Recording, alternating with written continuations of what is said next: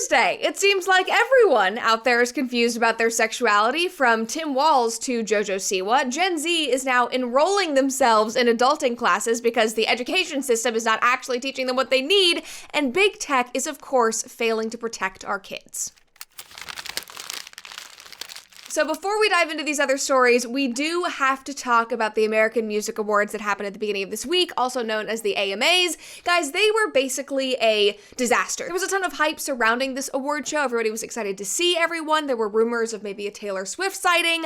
None of it happened. Nobody showed up. Like, everybody who was nominated for the big awards, they just weren't even there. In fact, the AMAs did not even televise some of their biggest awards because the people did not even show. But there was one person who did show up, and she wanted to make sure that we all knew how relevant she was. Before we dive into that, though, make sure that you like this episode and subscribe to our channel if you've not already. And of course, ring that notification bell to stay up to date on every single one of our episodes. And as a reminder, I am on tour this spring. If you want to come see me in a city near you, you can go to brettcooper.com to buy tickets. We still have them available in a few cities. We also added new shows in Dallas and in Austin, so I hope to see you guys there. But back to the story, guys. That person who wanted to ensure that we knew how relevant she was none other than JLo. And we've talked about JLo in the past, I believe, about this woman who is just trying to hold on to any semblance of fame she still has. And just as an aside, one of my favorite stories about JLo is that she was filmed walking around the Bronx, you know, Jenny from the block, and she went to her childhood home, and the guy who lives in her home now was sitting out on the porch,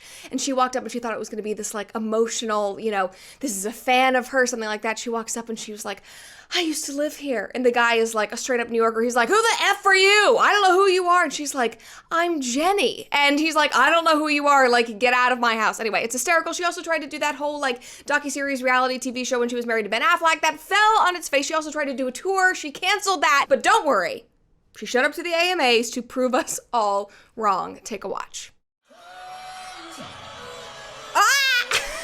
Okay, I'm sorry. You know that you are losing relevancy when you are a 55-year-old woman and the only way that you can make a splash on stage is by making out with like 5 people, many of them including women, and shaking your ass on stage towards the audience and being flipped upside down. You're not Pink. You should not be like flying through the sky like she does. This is genuinely just a cry for help. It's like, I couldn't do my tour, nobody bought tickets, so I'm gonna show you all that I've still got it by making out with everyone and shaking my ass. And it's also just so weird and embarrassing that in her performance, half of the songs that she was dancing to were not even her own songs. I don't even know if I can name a JLo song off the top of my head, and that's probably why she was dancing to everybody else's song. Like, she was purely just there to prove that she still got it. Basically, prove to herself. Kind of like the Democrat Party is doing right now, because they are desperate to cling on to the last shreds of relevancy that they have, very similar to JLo. And if they want to climb their way out of this hole that they have found themselves in, that they really dug for themselves, they need to figure out how to speak to young people, because if you look at the polling from the last election, the favorability that Trump is receiving right now, the Democrats, they've lost young people, specifically and very obviously young men. And that is why, my friends, the Democrat Party has now just announced that they are going to be investing $20 million into learning how to speak to working class men. I want you to hear that again. $20 million. It's a strategy for them. They're going to learn how to speak to you all. That is insane. Like, I will teach you for free. It is literally not that hard. All you have to do to speak to young men, to connect with them, is to not talk down to them and not emasculate them.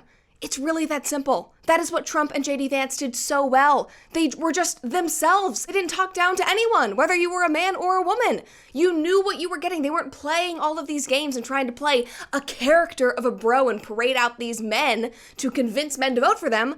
They were just themselves, and they spoke like themselves, like normal human beings, to other human beings, and shockingly, that worked. But back to this whole insane story. According to this headline, party leaders are spending millions to learn how to speak to American men and win back the working class. And specifically, according to the subtitle, they are holing up in luxury hotel rooms on a strategy codenamed SAM, or quote, speaking with American men, a strategic plan to try and convince the working class to vote their way again, according to a report. I mean, nothing screams relatability like sitting in a luxury hotel trying to think about how to get people to relate to you. I mean, you can't even make this stuff up, guys. It is so dumb. Now, the article goes on to say that they are using these funds, these $20 million, to study, quote, the syntax, the language, and the content that gains attention and virality in these spaces. Like, just by saying that, by being so over the top with this and so academic, you've already lost the young men. This is not a science. You can't back your way into virality. You just have to be cool. And the way you be cool in the modern era is by being yourself and being authentic and not talking down to anyone and not pandering to anyone, which is what the Democrat Party has been doing for years. Now, another finding that came out of this brilliant study, these $20 million that they're investing, is that the Democrats, based on this study, now believe that they should spend their campaign money to buy ads in video games, because that is what is really going to reach the men. And to that, I say, that could be interesting. That's an interesting tactic. If only your ads didn't look like this. I'm a man. I'm a man. I'm a man, man. And I'm man enough. I'm man enough to enjoy a barrel-proof bourbon. Meat. Man enough to cook my steak rare. That is the best one. This guy.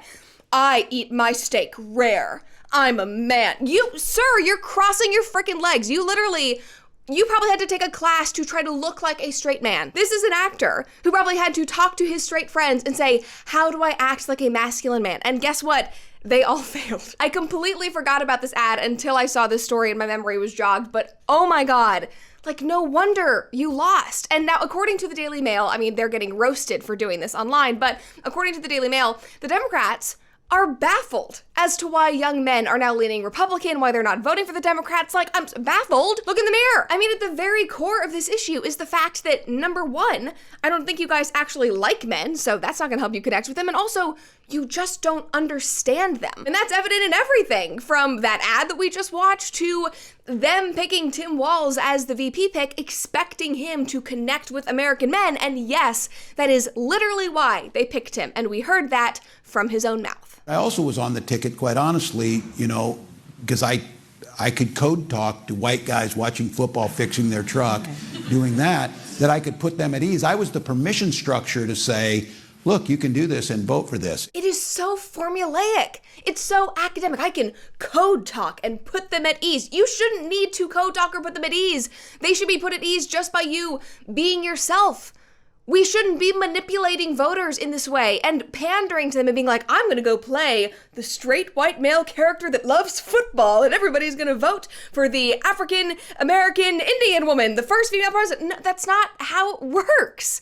It's laughable that they don't understand that. It is just embarrassing that he was willing to get up on stage and proudly say that. I'm sorry, but I can't imagine why that strategy wasn't successful when the most manly thing they were able to get Tim Walz to do was pick up a car air filter and then put it back into place. I don't know if you guys remember this ad, but it was incredibly embarrassing. All right, this thing, old school carburetor. You can always tell something about somebody's maintenance when how clean the air filter is. To be able to work on this thing, you got a manual. It shows you exactly what to do to fix things on this. Donald Trump and J.D. Vance have a manual too. It's called Project 2025. Oh my God. And everybody was posting this ad being like, oh my God, this is so authentic. Look at him speaking to men, being able to bring up Project 2025. That was not smooth. He literally did something with a wrench, he picked up an air filter and then put it back into place. That is not working on your car. Now, the tweet that I pulled that video from specifically is this guy, and he said, this car video is why Tim Walz is so loved. No one else can deliver a message so authentically and get to a demographic that the Democrats have struggled so often to reach.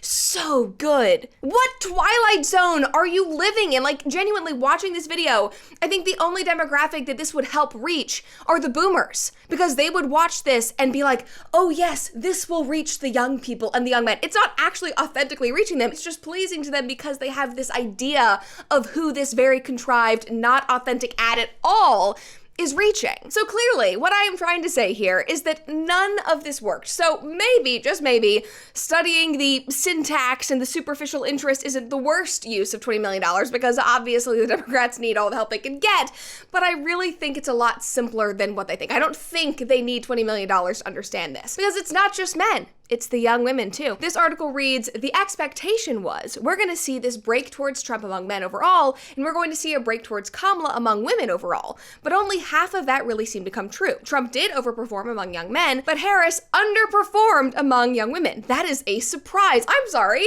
No, it's not. If you take a step back and look at that election from a bird's eye view, when people were struggling with the economy, when they are worried about world war, like, no wonder you lost the female vote, because all you were doing when you talked to young women was talking about LGBTQ issues and transgenderism and abortion. And you basically just tried to shame and guilt women into voting for you just based on those issues alone, when there are much bigger things that we are all dealing with.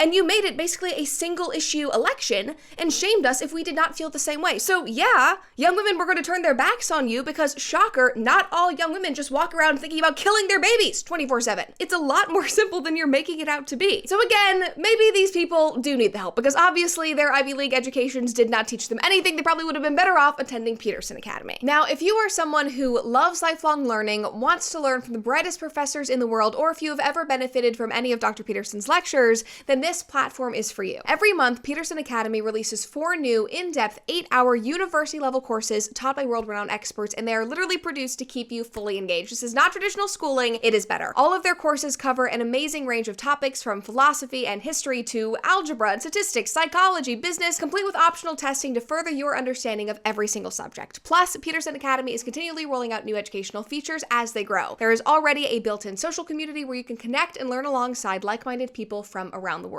So no matter where you are on your educational journey, if you are a college student, if you're somebody who wants to go back to school, if you are a homeschooler who wants to push yourself and just challenge your intellect, it is time to go to petersonacademy.com/Brett to get started. It is only $399 per year to access all of their 8-hour courses with 4 new courses a month, plus the community with a 7-day money-back guarantee. And in my opinion, the best part is that for that price, you don't have to go out and take out some $60,000 student loan to further your education. Again, that is petersonacademy.com/Brett to join Peterson Academy today. Now, I know I just made fun of the Democrat Party for the last 10 minutes or so, but I do think that there is an issue that both sides need to come together and work on, and that is focusing on social media apps targeting minors with pornography, because we've talked about this before, and yes, it is still happening. And the conversation right now is focused on Snapchat. Now, Snapchat has always been, in my opinion, one of the most problematic apps on the internet. Now, I didn't really understand this at the time, but now as an adult with a bird's eye view understanding all of this, I completely sympathize with my mother when she said,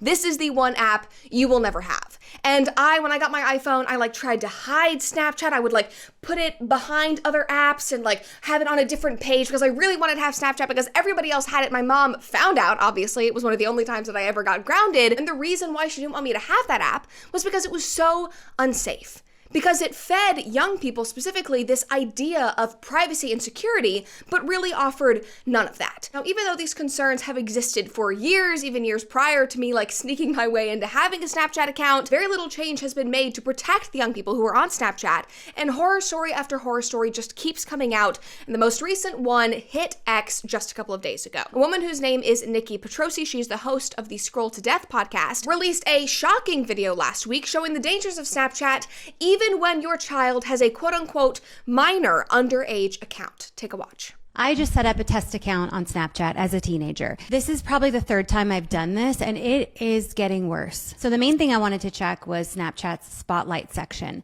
This is where Snapchat recommends a stream of videos and an algorithm to your child. And as a teen with a new account, as I'm pretending to be, Snapchat has no information on me except my age. It took approximately 2 minutes to start getting served content about vaping. And within about 4 minutes, I got served this video of a woman lying in a pile of what only looks to be dozens of babies. I don't know what I'm looking at. I don't know if this is AI generated or if I should be calling the police. I don't understand what I'm seeing. At about 5 minutes, the sexual content starts. Bestiality videos. Lots of videos showing used condoms. This one talking about how long sex should last. And my test session culminated with this video from inside of a strip club. So this was what she was served when she made a teen account.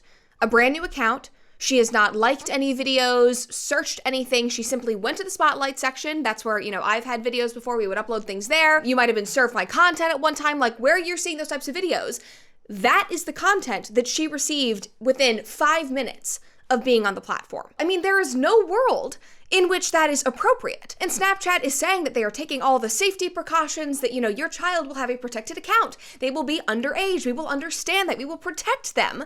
And so you as the parent are going, okay, I guess just log in, say you're 14 years old, I'm sure it'll be fine. No, it's not. Unfortunately, you have to be so vigilant because you can't trust any of these people. Now, even though Snapchat is definitely not as cool as it was when I was growing up, it is not the app to have, it is still insanely popular. I mean, so many people, especially around my age and younger, are still on the platform. And literally since its creation, like I was saying earlier, Snapchat has had all of these problems and concerns. It has been known to be one of the most predatory social media platforms out there. And the way that all of this has been enabled for years is through the app's biggest selling point, which is the fact that the photos and the messages that you send on Snapchat are quickly deleted. You only have 24 hours to read them and reread them, and a person would receive a notification if you saved a photo they sent or took a screenshot of it. So it gave people this false sense of privacy and security, but for parents, it was awful because all of these messages were temporary and private. Parents couldn't monitor any of this. Now later on, even that false sense of security was blown up after third-party apps came on the market that would allow you to take screenshots and save photos without Snapchat notifying you, and Snapchat really didn't do anything to stop that from happening. So again, it was just lawless. And the majority of people who were on there were young people. And the problems have only grown from there, as we all saw in that video. And although it is not unique to just Snapchat, users on the app report that they get bombarded every single day with friend requests from porn bots, which is ironic considering that Snapchat says that their security guidelines, quote unquote, strictly prohibit sexual content. But again, that now seems to be the main use for the platform. I mean, for years, it has been this hotspot for pedophiles and predators. And the alarming part is that this privacy that Snapchat promotes makes it even harder to find these predators. And even more alarming on top of that is that an internal Snapchat email estimated that the company receives 10,000 reports of sextortion every month, and that figure is, quote, likely only a fraction of the total abuse occurring on the platform. This was an internal Snapchat email. And even though Snapchat has tried to fix things and prohibit sexual content, even though they enabled parental controls in 2024, which I feel like they should have done years ago, even though all of that is allegedly in place, inappropriate content is still making its way to our kids' phones, which was clearly shown in Nikki's video. And like I said, I know that I am ragging on Snapchat right now, but this is a problem across social media. This is not something that is just exclusive to Snapchat, because across the board, simply having a child account, whether it is on Facebook or Instagram or on YouTube and you set it as a minor account, that does not protect anyone if the algorithms of those platforms are consistently feeding children sexual and mature content, which is what has been happening on Instagram as well for years. And as recently as last week, a new investigation confirmed that even with their tighter controls that they released over the last couple of years, after a huge report came out, I think it was from the New York Times or the Washington Post, I remember doing an episode about it about a year ago, even after all of that came out, it was a bombshell investigation. They promised to make tighter controls, they promised to fix things. Even after they did all of that, children are still being served this content. This is from Mashable. Instagram teen accounts still exposed to sexual content investigation finds. The app's tighter controls are apparently not blocking explicit posts. Then what are they doing? Like, genuinely, how hard is it to fix this problem? Especially when it is something that is happening across the board to so many young people and so many families. And not to be this huge Debbie Downer and scaring everyone, but unfortunately, Snapchat is not the only thing that is harming our children, because so is the education system. Now, if you guys have been watching me for a while, you probably know how I feel about the education system. Number one, I would love for the Department of Education to be abolished. I did an entire episode about that and how the world in our country would be a far better place for children if it was abolished. I was homeschooled, I went to public school, I tried private school, my brothers were in boarding school. We have basically tried everything. We know our way around the education system, and one thing that I think everyone can agree on is that it is not serving children in the best way possible. And people wonder and freak out about Trump trying to defund the education system and disband the Department of Education, and then you see articles like this come out that perfectly explain why our education system might possibly need some serious reform. Now, this came out this week from the New York Post. Gen Z is signing up for Adulting 101 classes because they can't handle even basic life skills. A lot of stuff involves money. Yeah, everything in life involves money, and my generation was apparently not taught how to deal with any of it. Now, the article reads, until the 1960s, NYC high schoolers learned to cook, clean, and sew as part of their standard curriculum. In 2025, they'd be lucky if they knew how to do their laundry. Leitner says that the long-lost home economics class, ditched during the women's liberation fashion movement, wow, just another great thing that women's lib brought to our society, that it left behind crucial life lessons for all genders. And that is such an important point, because with women's lib, when they got rid of home economics, the whole argument was, you're trying to force women into the kitchen. You are subjecting them to this trad wife life. Women can be so much more than just cooks. But it wasn't just women who took those classes. Everybody had to learn how to do laundry and write a check and manage a home, because guess what? We all live in a home. We all have to be adults, but that was all done away with. And so what that student is saying in this article is not wrong. Home economics classes have decreased around 38% just in the last decade. And based on the research that I did, this is largely thanks to the No Child Left Behind Act, which shifted focus and funding from a more holistic education to focusing on test scores. One article reads, "Society couldn't get over the stereotype of the home economics teacher," says Gayla Randall, an education and program consultant for the Kansas State Department of Education, which is why the name was changed to Family and Consumer Sciences. She says that the rise of testing and No Child Left Behind in public schools led to a dark time for home economics. Anything that wasn't about a test score was scrutinized. And that is just so backwards, because yes, you are trying to educate students and teach them about math and science and reading, but you also were supposed to be teaching them how to be an adult, to prepare them for their life after they graduated school. But that has been completely eradicated. So who teaches them that? Like, whose responsibility is it now to teach kids about their taxes, about how to manage a checkbook, or buy a house and clean and cook, or cook a good rancher's steak? And believe it or not, that is actually a skill that young people need to learn, because so much of my generation wasn't actually taught how to cook. And Good Ranchers makes learning that skill and preparing your food so easy and affordable, because if there's anyone out there who is worried about the tariffs affecting them at the grocery store, do not worry anymore, because Good Ranchers is completely tariff and economy proof. That is because their meat is actually 100% American. It is born, raised, processed, packaged, and shipped out to your house right here in the United States. And because of that, you don't have to worry about your meat prices going up. And right now, Good Ranchers is also giving you your pick of free meat for life when you subscribe today. That is either free ground beef, which is my favorite, the wild caught salmon, seed oil-free chicken nuggets, which are amazing, or bacon in every box for the life of your subscription. Now, not only are Good Ranchers cuts of beef, chicken, pork, and seafood delicious, but the service and the value that they deliver to their customers is unmatched. This is a company that is run by great people. I know them personally. I love their family, and I love seeing how much you all love them too. So now is the time to change the way that you buy meat and economy-proof your meals with Good Ranchers, because in a world that is constantly changing basically every single day, you should know that at least one thing is staying stable. So visit goodranchers.com/Brett today, unlock your free meat for life, and get $40 off with my code Brett at checkout. Don't leave your food up to chance. Again, that is goodranchers.com/Brett for $40 off and free meat for life. Now, additionally, my friends over at American Financing are also here to help you save money and learn important financial skills that you might not have learned in school. Now, we all know that credit card debt is crushing American families around the country, and right now, summertime expenses are making it even worse. From vacation to gas, college tuition, all of it just starts to add up. And for most people, they are covering it with their credit cards that are charging 20, even 30% interest. But for homeowners out there, you don't have to keep living this way. There is a better option. And it's not wishful thinking. It is a smart, strategic way to get your financing in order with American Financing. These are real people who look at your situation and show you how to use your home's equity to pay off that high interest debt. One, low payment, no upfront fees, no gimmicks, just honest help from salary-based mortgage consultants. And American Financing customers save an average of $800 a month. I mean, imagine what that could do for your family. And right now, American Financing customers are saving an average of $800 a month. And if you start today, you might be able to delay your next 2 mortgage payments, giving you instant breathing room. So don't wait. Go to americanfinancing.net/Brett or call American Financing now at 800-852-2010. Again, that's 800-852-2010 and take control of your financial future today. Now, back to the story. There's obviously significant blame placed on the schools, and many still believe that the schools have the responsibility to prepare students in that way, but others are obviously looking at parents, because home economics was done away with years ago, and the problem still exists. One article arguing this reads that the reason so many people share this mindset is because we have become a society that thinks that kids must learn at school and that is not the job of parents. And I agree, that has been a huge shift that has happened in our world. This is at the root of so many problems in America. We have swallowed the idea that certified teachers are the only ones qualified to teach anything and everything. We've bought into the notion that a college degree equals smart, and that if you don't have one, then you don't get a part in the conversation. That's kind of like what we see with the Democrats 24/7, to tie that into the earlier story.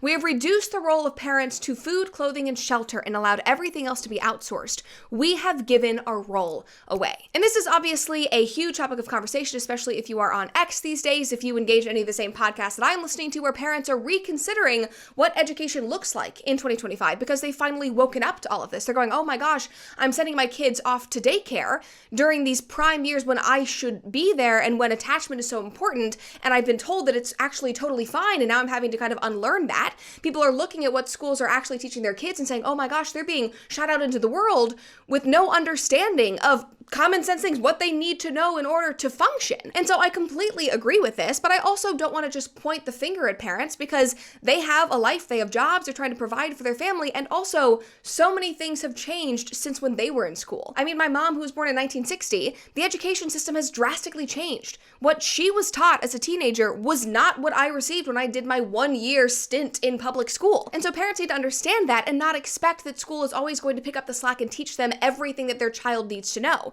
I mean, the tech is different. The social media platforms that they need to monitor for their children are completely different.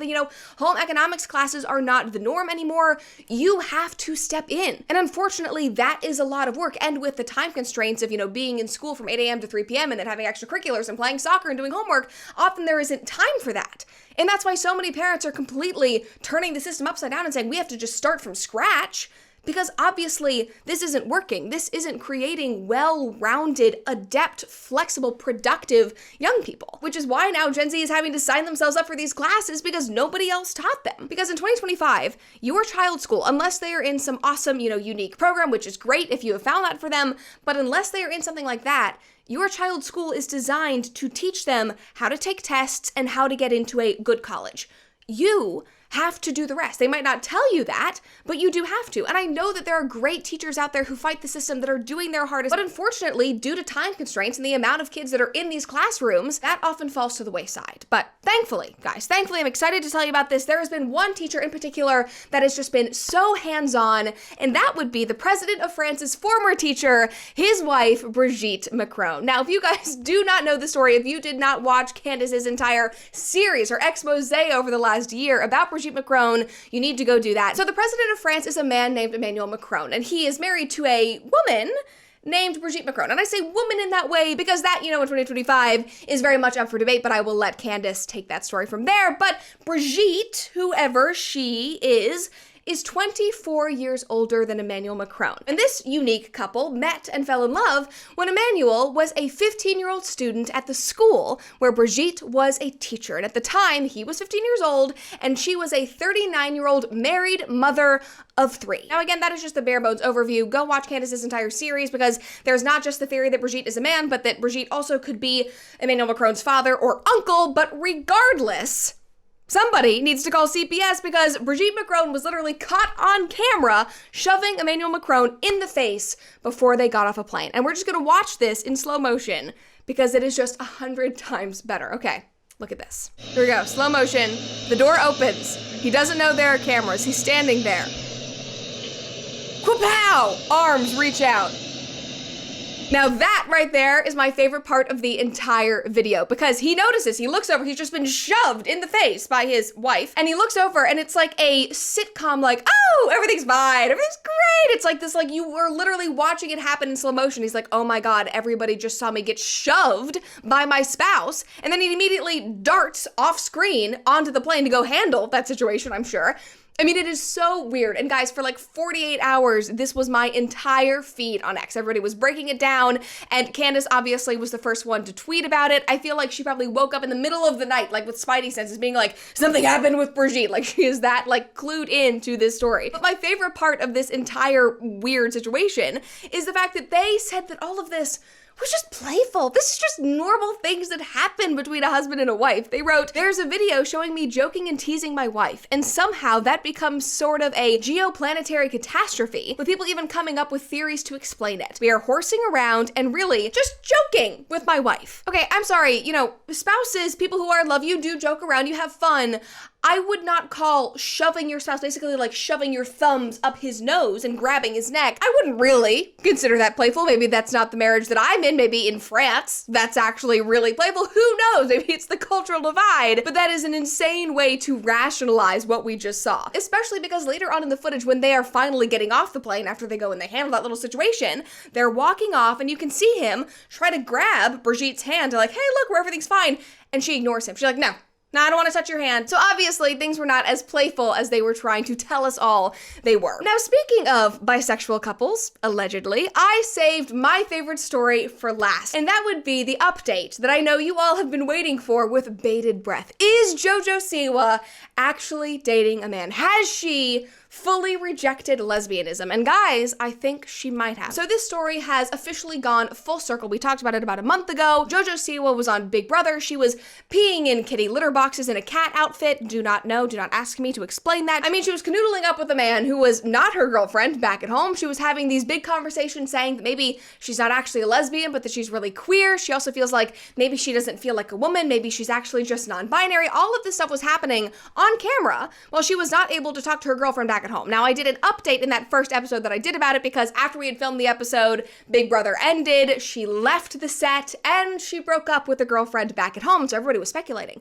Oh my gosh, is she gonna get with the guy? Is she gonna get with Chris? Is JoJo, for the first time basically ever, is she gonna be with a man? And guys, it appears that that is officially the case. Maybe she's straight, or at least she is just queer and exploring this side of herself right now, but she has now made her relationship with Chris Instagram and kissing in public official. These are the things that she posted on social media, and then this is what onlookers captured while they are vacationing or doing something. They were in a pool canoodling. Now, she insists that they are not exclusive yet. They are just exploring. They're having a good time together. And that also was not a surprise to me because I feel like I have talked about JoJo Siwa so much in the last couple of years, and I feel like she's always changing some part of herself every couple of months. She really is just on a journey to find herself, which, to be completely honest, I understand because she was a child star. She really didn't have a private personal life, and so now she's an adult and she's trying to figure out her place in the world, and everybody is telling her she's one thing and she might feel a different way, and she's like, no, I'm a lesbian, maybe I'm not, I'm like a queer icon, whatever is going on. She changes her mind basically every day, so maybe it's a good thing that they're not fully exclusive. But in looking at all these pictures and looking at the videos of her and this guy, Chris, I don't even know who he is. He's some like reality star person. JoJo genuinely looks happier and more natural than she has in years. Like, she looks relaxed and at peace with this person. Probably because she's not playing pretend anymore or trying to be what society was telling her she needed to be, that she was this gay icon and she had to hold it all up. Like, maybe she just needed to find somebody that she connected with. And all of this, as I was going through the story, it reminded me so much of Demi Lovato's whole gender identity story. I don't know if you guys followed all of that, but back in 2017, Demi Lovato was going through a time, to say the least, and she came out as queer and was battling substance abuse. That was soon after she had her overdose. And then by 2021, things had just gotten worse. She was trying to be sober, but she was California sober, so she wasn't doing hard drugs, but she was smoking weed. She was also like hunting aliens and ghosts. She was like singing her song Skyscraper to Ghosts. And funnily enough, guys, I don't think I've ever told this story, but I actually did an episode about Demi Lovato, you know, hunting ghosts, whatever, on comment section. Alex watched that video. That was the first thing that he ever texted me about, and he accidentally sent it to a wrong number. So he sent this like funny text being like, hi, it's Demi Lovato. I'm looking for other queer alien ghost hunters. He sent it to a random person. We have no idea who he sent it to. He finally figured out what my number actually was like, oh my God, I'm so embarrassed. This is what I sent to this person. Anyway, great opening line. If you need to slide into a girl's text, DMs, whatever, you can use Demi Lovato. Anyway, that was going on in 2021. But by the end of 2021, Demi had realized that California sober was not working for her. She became completely sober. And since then, just everything has gotten better. In 2023, she finally went back to she, her pronouns. She also dropped Scooter Braun as her manager. So it seemed like there was a lot of healing happening in her life, both in personal life and career. That is a good thing. And now, guys, it is 2025 and she just got married. She just got married to a man, and I have never seen her look more beautiful and at peace. These are some photos from her wedding. Like, she looks so healthy and so natural and so beautiful. She just keeps talking about how happy she is and how she's never felt better. Like, this is wonderful. This is a success story. And I'm not just saying that because she married a man. Like, I really don't care.